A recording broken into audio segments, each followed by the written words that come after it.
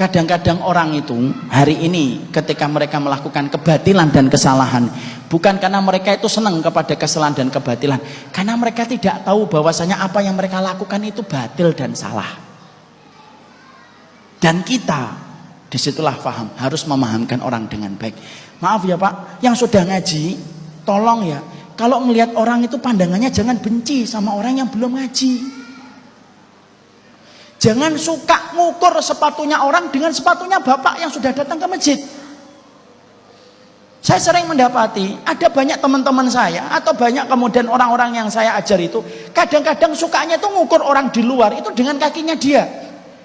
Dia benci, oh dia melakukan ini, melakukan ini, melakukan itu. Padahal maaf ya Pak, kadang-kadang dia melakukan itu karena dia belum paham dan bapak tidak pernah menyampaikan dengan cara yang baik. Saya itu pernah Pak, ini kisah nyata, pada waktu Ramadan tahun ini lagi makan mie warkop, warung kopi, Indomie, Indorebus itu sama istri saya yang tercinta, yang sudah 3 hari tidak ketemu Pak.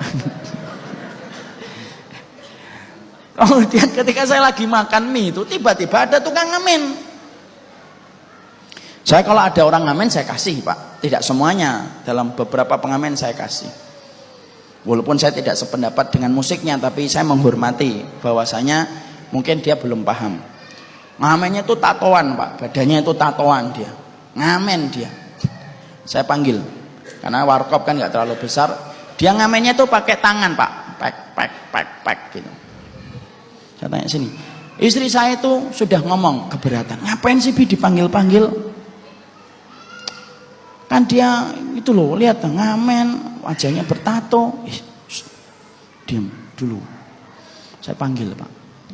Saya tanya, lu nggak punya gitar Mas? Nggak punya Pak. Terus pengennya apa? Pengen beli gitar Pak. Sholat atau enggak sholat Pak? Sholat Pak.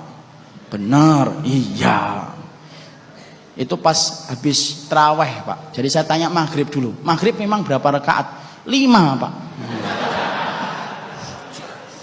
Demi Allah itu Pak, ngomongnya sholat maghrib 5 rakaat itu di Bekasi Pak. Akhirnya saya ketawa, istri saya ngakak itu. Saya tanya lagi, isya berapa isya? Isya 6 Pak. Coba. Dan dia ngomongnya itu nggak dibuat-buat. Orang kalau ngomong dibuat-buat dan polos itu kan kelihatan atau tidak? Kelihatan. Ngomongnya polos 6 Pak. Lah subuh berapa? Subuh 3 Pak. Loh maghrib isya subuh tidak ada yang benar Pak. Saya tanya namanya siapa? Namanya itu dia nyebutkan nama, saya lupa namanya. Saya kira oh namanya keren banget. Ya itu nama panggilan Pak. Nama aslinya siapa? Saya enggak tahu Pak. Loh kenapa enggak tahu? Saya dibuang Pak. Siapa yang buang? Orang tua saya. Enggak pernah ketemu bapak ibunya? Enggak pernah Pak. Tinggalnya di mana? Di jembatan. Salah satu jembatan Bekasi dia sebutkan. Pengennya apa sih Mas hidup? Pengen beli gitar Pak. Kenapa pengen beli gitar? Supaya bisa gitar ngamennya bisa didengar orang. Saya ngomong gini aja Mas, kalau pengen bahagia, karena saya tahu ini tidak pernah belajar sama sekali, jangan ngomong berat-berat. Kalau saya ngomong qala Rasulullah tidak masuk. Saya ngomong ringan Pak, sudah gini aja Mas. Kalau pengen sukses, ayolah belajar sholat. Mau nggak ajarin saya ajarin sholat? Mau Pak. Tapi sholat buat apa? Ya supaya kamu bahagia dunia akhirat. Tahu nggak saking skeptisnya dia terhadap dunia, ngomongnya apa? Saya tidak butuh bahagia Pak. Sudahlah hidup kayak gini aja. Saya cuma butuh gitar, Masya Allah. Kamu tidak pengen bahagia? Enggak Pak. Sudah usah lah. Terlalu berat Pak. Bahagia itu bukan milik saya. Karena tidak pernah lihat bapaknya dan ibunya Pak. Masya Allah itu. Saya kemudian saya kasih uang lebih. Udah makan belum? Belum Pak. Puasa atau tidak puasa? Jujur atau bohong Pak? Bohong. Puasa Pak. Jujur tidak puasa Pak. Coba istri saya itu yang asalnya keberatan itu langsung terenyuh Pak. Orang kayak gini banyak atau tidak banyak Pak? Banyak Pak.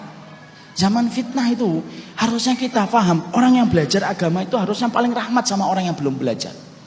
Tapi disinilah kita paham, yang pertama kalau hidup zaman fitnah, jangan tinggalkan majelis ilmu. Kalau bapak sudah di majelis ilmu, tolong anak minta satu saja, jangan sering hujat sama orang yang belum belajar Pak. Sepakat ya kita itu ya. Jangan sombong, petantang petenteng kalau baru ngaji. Seakan-akan yang lain itu penduduk neraka, kita lah penduduk surga. neraka itu, neraka, surga.